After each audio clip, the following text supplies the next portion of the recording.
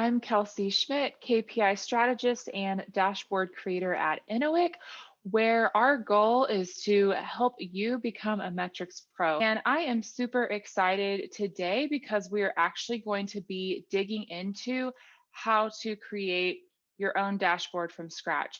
So we've talked about KPIs, we've talked about dashboards a bit conceptually. We've also talked about the benefits of why you would want to have a dashboard. So now I'm really excited to actually dig in with some visual examples of how the data actually flows, and then how you can start to conceptualize and create your own dashboard from scratch. Just as an aside, I tend to use Google Data Studio as well as Google Sheets as some of the primary tools that house these visuals or dashboard tools. And that is what I will be using for today's examples. But just know that there are also other things out there that, to be aware of as well. So before we get into the how of building, there's a couple of things that I want to show you. Firstly, I want to show you how the data flows, which is what's up on the screen. So before you conceptualize what you want to build, I figured that, and especially I'm a very visual person when it comes to how data flows. And because there's so many options, I wanted to break it down into 3 data flows or steps that you can think of as you start to break down this process. So first place that data originates is what we call a source system. You also hear people in the data world call this a feeder system. Examples of this would be the core systems that you're used to, systems or softwares. So things like QuickBooks Online for an accounting system, LinkedIn, Facebook for social media, ActiveCampaign for email marketing, and Squarespace for website hosting and some of that data coming in. And I put etc. here as well because there are all sorts of other source or feeder systems. I mean, think of this as any app that you could be using in you or your client's business, and all these apps are collecting data. So all these apps are collecting data. And as you know, a core problem of businesses today is you've got these apps all over the place collecting data, and the data is fragmented. So you need this middle stage. And another thing I will say before I get to this middle stage is you've probably heard of super fancy, expensive dashboard tools such as Grow. Grow does some of the staging, I believe, as well. Now, I haven't dug into Grow as much yet myself, but I prefer to do my own staging and customization for my own dashboards. And so that is why I'm really carving out this middle stage. So this middle stage so you've got data in all these places. And that's the problem that businesses have, is they need a way to aggregate all this data together that is not such a manual process. Well, that is what databases can do for you, or this staging process. So in the most simplistic sense, you can actually use good old-fashioned spreadsheets. So that's what I have listed up top here. Excel and Google Sheets I use quite a bit. You can use formulas in both to do some of this data staging. So, data is going to come from QuickBooks Online in a very raw sense. You can actually put formulas on top of that data just in a good old-fashioned spreadsheet and get that data ready for visualization. Obviously, we all talk about and love Google Analytics, and so I wanted to call that out on here as well. And then a tool that I am newly loving is called Skyvia. And there are it's a connector into some of the visuals that we'll talk about in a minute, as well as Power My Analytics, CData, and etc. So then finally, the cream of the crop, I mean, what we're all after is these visual dashboard tools. So again, in the most simplistic sense, you can still use Excel, you can still use Google Sheets to start putting together graphs and visualizations. You can have one tab of that Google Sheets spreadsheet be the staging piece. And then, well, actually, you can have all three steps. So I usually pull data out of the source system, like a CSV file.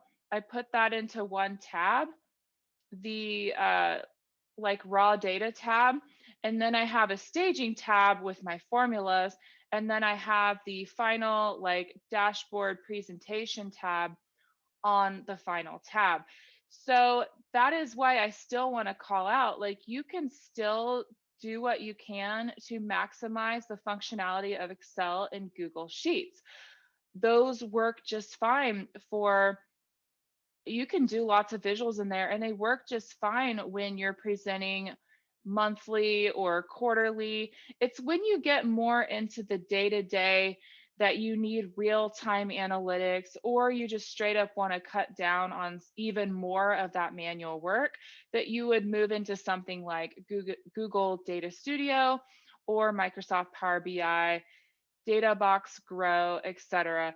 So I am really loving the combination. So for this highest automation piece that I'm at currently, I'm loving Skyvia and Google Data Studio for my super custom, super automated builds that I have been doing. And so that is a good segue. I will just show you really quickly what that middle stage like Skyvia can look like. So as you can see here, we pull in the connection. So the connection would be like the feeder system. In this example, Active Campaign.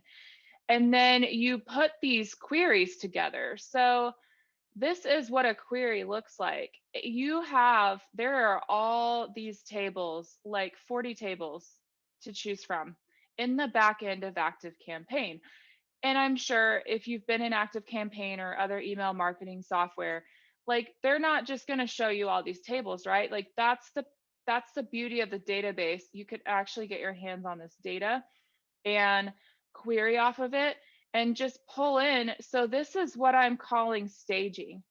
I'm just pulling in some email campaigns and I want to know how those are doing with their link click rates and things like that. I'm going to do some calculations off of that. So this is a good example of what staging for that final visual can look like. This is the data grid, so to speak, that I will be using to put together the visual. And so let's go ahead and segue then into the anatomy of a dashboard. So this is what I mean by more like the automated or fancier. This is actually what it looks like or can look like in Google Data Studio. And so in that last example with Skyvia, where I was pulling together some email campaign performance, this is what that can look like.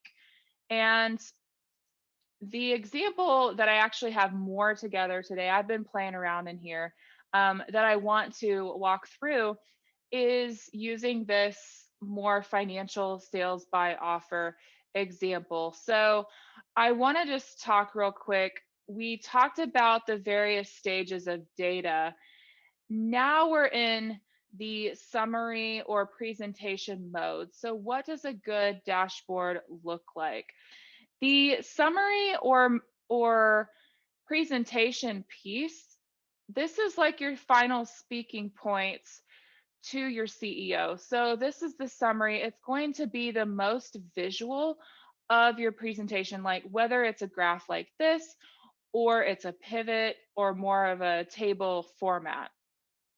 And yes, there are still plenty of situations where I still choose to put things into a table. Not everything has to be super visual like this top chart. There are places where tables are the best thing to use. It just truly depends on the business and what type of story you're wanting to tell, what type of data you're dealing with at that point. Um, the main thing I want to drive home about this summary page is think of it like synonymous to the dashboard in your car.